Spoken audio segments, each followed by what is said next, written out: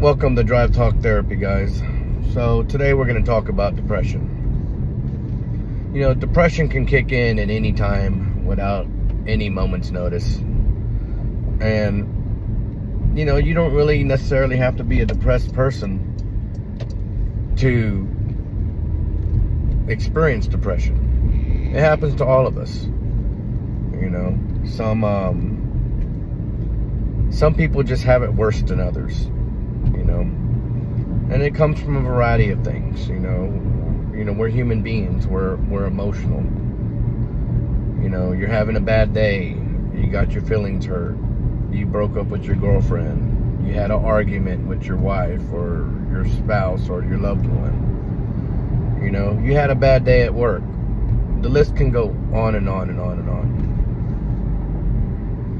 But when you experience those type of events, you know, your mind just goes and goes and goes and goes, and that's what depression is.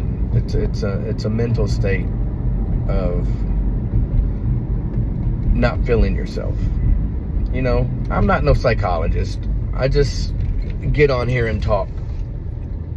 But that's what depression is to me.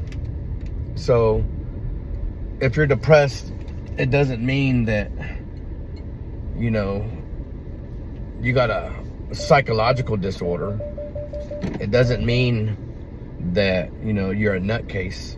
It means you're a human being. You know, we all experience emotions and you know, the good, the bad, everything. You know, that's what makes us human. So if you're experiencing depression, don't be afraid to speak out. Don't be afraid to talk about it, because it's actually very, very common. You know, and don't hold nothing in, because the more you hold things in, the worse off it's gonna be. You know,